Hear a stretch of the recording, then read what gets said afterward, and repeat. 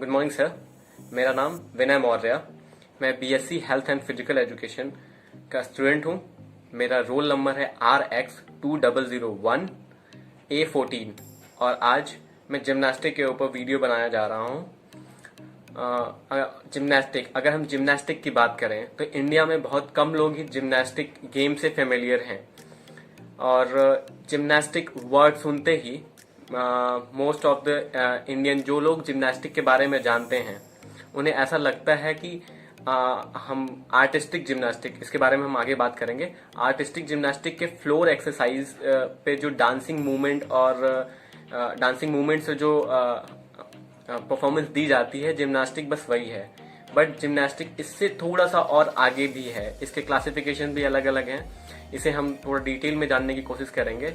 और एक चीज और मैंने ऑब्जर्व की है कि जिम्नास्टिक को लोग ईजीएस्ट गेम मानते हैं, बट मेरा इसके थ्रू ओपिनियन अलग है। मैं इसको थोड़ा सा टफेस्ट गेम मानता हूँ और स्ट्रॉन्ग गेम मानता हूँ, क्योंकि इसमें पावर लगती है, स्टेमिना लगती है, स्ट्रेंथ लगती है। ये नहीं, इसमें से कोई भी एक चीज नहीं रहेगी, आप जिम्नास्टिक के किसी भी इवेंट को परफॉर्म नहीं कर सकते। तो आइए हम थोड़ा जिम्नास्टिक के इंटरनेशनल और नेशनल फेडरेशन और कब इस्टेब्लिश हुए थे और कहाँ पे सिचुएटेड हैं उनके बारे में जान लेते हैं।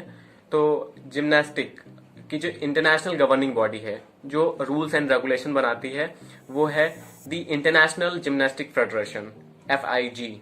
शॉर्ट फॉर्म में हम उसे FIG बोलते हैं और फुल फॉर्म है उसका द इंटरनेशनल जिम्नास्टिक फेडरेशन। ये स्टैब्लिश हुई थी 1881 में। अगर हम बात करें कि इसकी जो गवर्निंग बॉडी है वो करंटली कहाँ सिचुएटेड है, तो ये स्विट्जरलैंड कंट्री है और उसके एक शहर है लॉशान है, वहां पे सिचुएटेड है। इसके अलावा इंडिया में जिम्नास्टिक के लिए रूल्स बनाना, उस रूल को फॉलो कराना और जिम्नास्टिक के गेम्स को ऑर्गेनाइज कराने की रिस्पॉन्सिबिलिटी होती है जिम्नास्टिक फेडरेशन ऑफ इंडिया की। ये स्टेब्लिश हुई थी 1951 में और करंटली ये मुंबई में सिचुएटेड है। इसका जो हेडक्वार्टर है वो मुंबई में सिचुएटेड है। जिम्नास्टिक, अगर हम बात करें तो जिम्नास्टिक में फेमस पर्सन्स जो हैं, जिन्हें हम ग्रैंडफादर ऑफ जिम्नास्टिक के नाम से भी जानते हैं, उन्हें कहा गया है जॉन क्रिस्टोफर फेडरिक गटमट्स। ये फेमस हैं गटमट्स के नाम से और इनका जो टाइम पीरियड था 1759 टू 1839 था। हम इन्हें ग्रैंडफादर ऑफ जिम्नास्टिक के नाम से जानते हैं। इसके अलावा फेडरिक ड्वेडविक जॉन, ये फादर ऑफ जिम्नास्टिक के नाम से भी जाने जाते हैं और इनका जो टाइम पीरियड था वो 1787 टू 1852 था। और अगर हम बात करें ये दोनों किस कंट्री से आते हैं, तो ये हमारे grandfather of gymnastic and father of gymnastic दोनों ही लोग जर्मनी से बिलोंग करते हैं। जिम्नास्टिक एक ऐसा गेम है जिसे हम बोलते हैं मदर ऑफ ऑल स्पोर्ट्स। क्यों बोलते हैं? क्योंकि जिम्नास्टिक एक ऐसा गेम है जो एक जिम्नास्ट को, एक पर्सन को इतना कैपेबल बना देता है, उसकी बॉडी को इतना कैपेबल बना देता है कि वो किसी और गेम को इजीली अडेप्ट कर पाता है और उसे अच्छी तरीके से परफॉर्म कर पाता है। इसीलिए जिम्नास्टिक को मदर ऑफ ऑल स्पोर्ट्स भी कहा जाता है।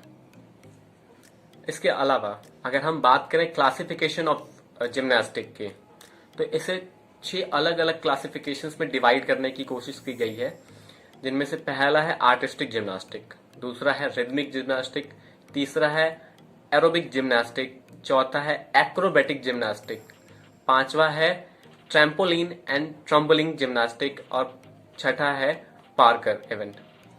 और अगर हम स्पेसिफिक बात करें आर्टिस्टिक जिम्नास्टिक की, और आर्टिस्टिक जिम्नास्टिक इंडिया के रिलेशन में बात करें तो हमें 2 नाम बहुत अच्छे से दिमाग में स्ट्राइक करते हैं। उनमें से 2016 रियो ओलंपिक की फाइनलिस्ट दीपा करमरकर मैम का नाम आता है, जिन्होंने आर्टिस्टिक जिम्नास्टिक के वॉल्टिंग टेबल इवेंट में फाइनल पहुंची थी।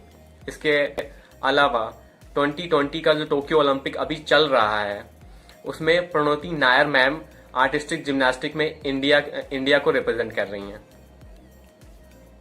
अगर हम बात करें क्लासिफिकेशन जेंडर के अकॉर्डिंग, तो कुछ ऑपरेटर्स होते हैं जिनमें एक जिम्नास्ट उस पर परफॉर्म करता है। तो मेंस के लिए 6 ऑपरेटर्स होते हैं और फीमेल वुमेन्स के लिए 4 ऑपरेटर्स होते हैं। तो हम एक बार जान लेते हैं कि मेंस के लिए कौन कौन से ऑपरेटर्स होते हैं। तो पहला है फ्लोर एक्सरसाइज, दूसरा है पॉमल हॉर्स, तीसरा है रिंग, एंड चौथा ऑपरेटर जो है उसे हम कहते हैं पैरेलल बार, और पांचवा है वॉल्टिंग टेबल, एंड छठा है हॉरिजॉन्टल बार। इसी तरीके से अगर हम वुमेन्स कैटेगरी की बात करें तो उनमें भी चार ऑपरेटर्स होते हैं, जिनमें से पहला है floor exercise and vaulting table. ये दोनों में कॉमन देखने को मिलेगा, वुमेन्स एंड मेंस दोनों में कॉमन है। और uneven bar and balancing beam, ये 2 ऐड किए गए हैं गर्ल्स के लिए। तो 4 इनमें हो जाएंगे।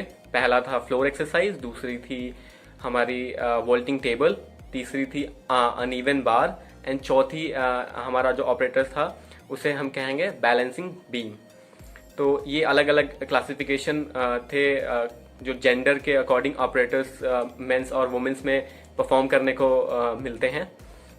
जब हमने जान लिया कि टोटल मेंस में 6 ऑपरेटर्स पे परफॉर्म करने को मिलते हैं और वुमेन्स में 4 ऑपरेटर्स पे परफॉर्म करने को मिलते हैं, तो हमें एक चीज और जाननी चाहिए कि इनकी जो चैंपियनशिप होती हैं वो कैसे होती हैं और कौन कौन सी चैंपियनशिप हम देखने को मिलती है।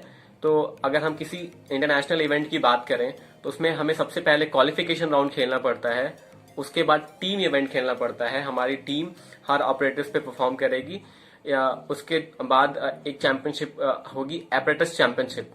एपरेटस चैंपियनशिप में बस 8 प्लेयर ही पार्ट ले सकते हैं। इसमें एक रूल है कि अगर आपकी टीम, आपकी कंट्री की टीम, नेशन की टीम, या आपके कॉन्टिनेंट की टीम, या आपके स्टेट की टीम पार्ट कर रही है, तो उस स्टेट से, उस कंट्री से, उस कॉन्टिनेंट से बस 2 प्लेयर ही क्वालिफाई करेंगे एपरेटस चैंपियनशिप के लिए। ये लिमिट है, आप किसी भी कंट्री से 2 प्लेयर ही पार्ट कर सकते हैं। इसके अलावा जो चौथी चैंपियनशिप है वो है all around championship. All around championship में भी टोटल 24 प्लेयर्स ही पार्ट कर सकते हैं। 24 प्लेयर्स पार्ट करेंगे, उसमें भी सेम रूल अप्लाई होता है कि वहां पे भी किसी भी कंट्री, कॉन्टिनेंट, नेशन से 2 ही प्लेयर पार्ट कर सकते हैं। इसके अलावा हम बात करेंगे हमारी 2 एक्सरसाइजेस के बारे में। तो पहली एक्सरसाइज है हमारी फ्रंट रोल एंड दूसरी एक्सरसाइज है स्केल होल्ड। तो स्केल होल्ड में हम बैक स्केल होल्ड फॉर्म करने की ट्राई करेंगे। इससे पहले हम परफॉर्म करें, मैं छोटा सा एक रिक्वेस्ट है, एक सजेशन है आप सभी को, आप जब भी जिम्नास्टिक के किसी भी छोटी से छोटी या बड़ी से बड़ी एक्सरसाइज को परफॉर्म कर रहे हैं, पहली बार परफॉर्म कर रहे हैं, तो प्लीज़ पहली बार परफॉर्म कर रहे हैं तो उसे बाई पार्ट में करने की कोशिश करें। उसको छोटे छोटे हिस्सों में करके सीखने समझने की कोशिश करें। हम एक बार में करेंगे तो हमें इंजरी के चांसेस ज़्यादा होंगे, और किसी भी स्पोर्ट्स पर्सन के लिए इंजरी अच्छी चीज़ नहीं होती है। और आप किसी भी स्पोर्ट्स से रिलेटेड हैं, अपना गेम स्टार्ट करने से पहले वार्म अप जरूर करें। वार्म अप एक्सरसाइज मस्ट होगी, वो आपके बॉडी में जो मसल हैं उनको कैपेबल बनाती है, जो आप एक्सरसाइज करने जाते हैं उनको सहने के लिए, उनको सही से प्रोटेक्ट करने के लिए। तो प्लीज एक्सरसाइज करें, और जिम्नास्टिक परफॉर्म करते टाइम अगर आप किसी भी एक्सरसाइज को पहली बार परफॉर्म कर रहे हैं तो उसको बाई पार्ट में परफॉर्म करने की कोशिश करें। अगर हम फ्रंट रोल परफॉर्म करेंगे तो बाई पार्ट में करेंगे, और अगर हम स्केल होल्ड की बात करें, बैक स्केल होल्ड की बात करें, तो उसे भी हम बाई पार्ट में परफॉर्म करेंगे। जब तक हमारा बाई पार्ट सही नहीं होगा हम कभी इसे कंटिन्यूअस नहीं परफॉर्म करने की कोशिश करेंगे। तो आगे देखते हैं हम front roll and back scale hold. तो आज जो हम 2 चीजें सीखने वाले हैं उसमें एक है फ्रंट रोल और दूसरा है स्केल होल्ड। तो सबसे पहले हम बात करेंगे फ्रंट रोल। उससे पहले मेरा एक सजेशन होगा, हम जो भी एक्सरसाइज परफॉर्म कर रहे हैं उसको थोड़ा सेफली करने की कोशिश करेंगे। सेफ करने के लिए हम उसको बाई पार्ट में करने की कोशिश करेंगे और बाई पार्ट ही परफॉर्म करेंगे। हम एक बार में ही किसी चीज को रिपीट करने की कोशिश नहीं करेंगे। इससे हो सकता है कि बॉडी के किसी भी अपने टॉपिक पे वापस आते हैं और फ्रंट रोल करने की ट्राई करते हैं।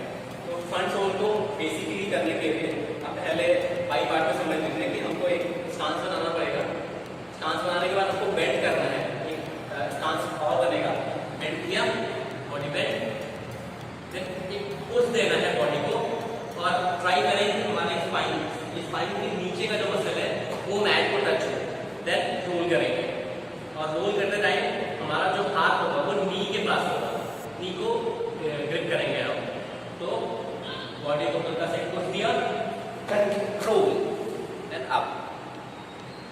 फिर अगेन एक बार फिर से करके देखते हैं, तो फिर से करके देखते हैं। तो स्टांस,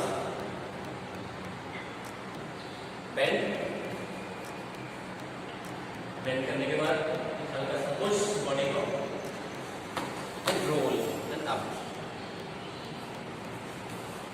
ये हो गया हमारा एक फ्रंट रोल। मैं इसको एक साथ परफॉर्म करके दिखाता हूँ। अगर आपको एक बार में करना हो तो क्या करेंगे, थोड़ा सा पीछे हो जाता हूँ। एक बार में करने के लिए ये हो गया फ्रंट रोल।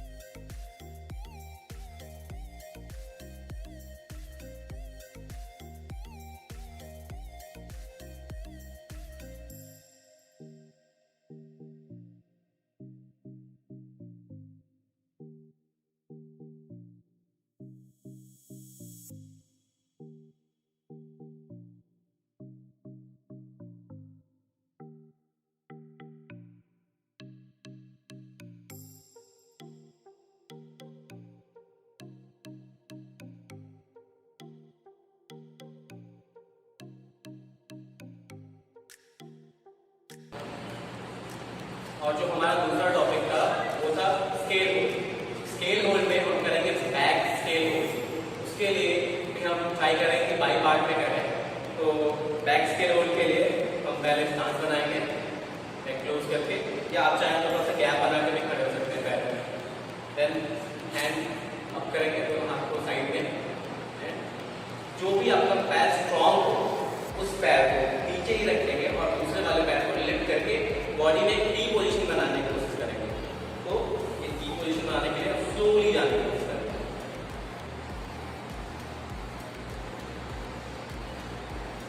होल्ड करेंगे थोड़ी देर, वापस एक बार फिर से मैं करके दिखाता हूँ। और मैं लेग क्लोज करके खड़े होने में मेरे को थोड़ा अनकंफर्टेबल हो रहा है, इसलिए मैं पैर में थोड़ा गैप बना के खड़ा हो रहा हूँ।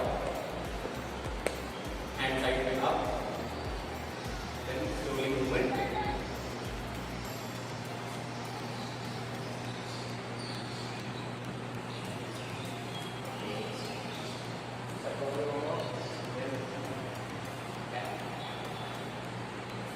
Scale hold.